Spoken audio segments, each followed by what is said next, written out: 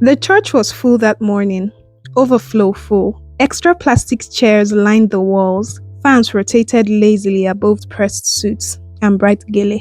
The choir had just finished a powerful ministration. It was Thanksgiving Sunday at House of Dominion Assembly. At the center of it all, Pastor Daniel Adebayo, respected, charismatic, untouchable. He was not just a pastor, he was a voice on radio, a guest on television panels, an advisor to politicians, a father to the community. People said, if Pastor Daniel says it, it's final. His wife sat beside the altar, elegant, composed, smiling. In the second row sat a young woman named Toluwani, 27, quiet, still, watching. Pastor Daniel preached about integrity that morning. The righteous man fears nothing.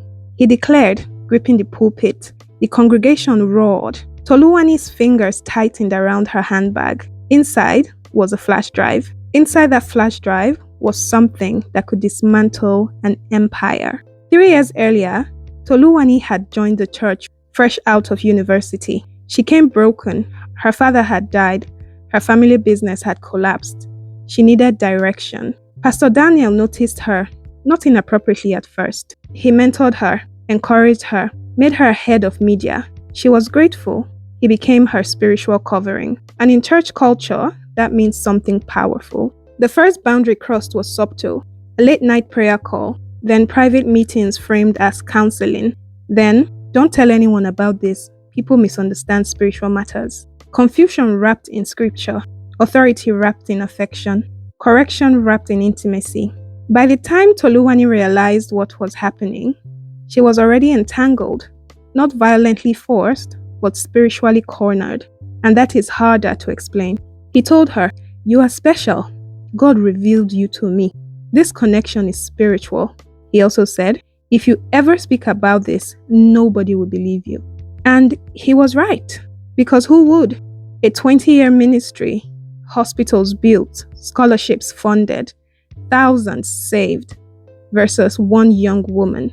The breaking point came when he chose someone else, a new girl, younger, equally vulnerable. Toluwani saw the pattern. That's when clarity replaced confusion. It wasn't love. It wasn't destiny. It wasn't spiritual warfare. It was power. And power had been abusing its position. Unlike many before her, Toluwani had one advantage. She worked in media. She understood documentation. Over time, she had saved messages, recorded conversations, backed up emails. Not because she planned revenge, but because something in her spirit felt wrong. She didn't want her memory gaslit. And now, that flash drive held years of truth. She tried to report internally first. She approached a senior deacon. He said, "Be careful, you don't want to destroy a man of God." She approached the women's fellowship leader. She said, "Pray about it. The devil attacks great men." The system closed ranks, and in doing so, it confirmed her fear. Truth had no safe room, so she had made a dangerous decision. If private exposure fails, public exposure remains. Back to the service. Pastor Daniel was mid-sermon, sweat on his forehead, fire in his voice. "The righteous man fears nothing." Toluwani stood up. At first, no one noticed. Then she walked towards the altar. Ushers assumed she wanted prayer. She didn't. She moved towards the media booth. And because she had once run it, she knew the password. The projector flickered. At first, the congregation thought it was a glitch. Then a screenshot appeared. A message from Pastor Daniel. Explicit, manipulative, undeniable. Everyone gasped. He froze. More messages appeared. Voice recording audios echoed through the speakers. His voice, clear, intimate, not pastoral. The church did not shout. It inhaled collectively. Pastor Daniel reached the microphone. It was still on. "I can explain, but explanation sounds different when evidence speaks first." His wife stood up slowly. Her face did not show anger. It showed recognition. As if this was not the first time she had suspected. Toluwani knew what would follow. Character assassination, online attacks, legal threats, isolation. She might lose friends, career, marriage prospect. In some circles, she would be labeled temptress. But she also knew something else.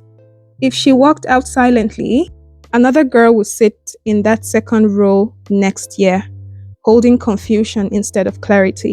Within hours, clips went viral. Church boards meeting erupted. Members divided. Sponsors withdrew. Some defended him. Some condemned him. Some stayed silent.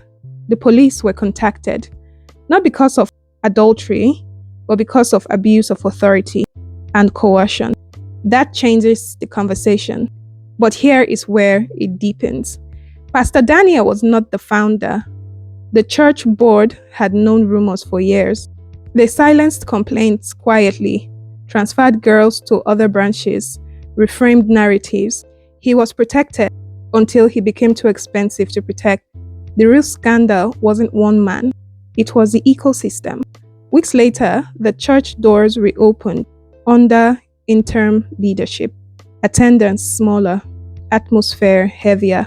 Toluwani did not return. She started something different, a foundation for spiritual abuse survivors. Quiet, intentional, steady.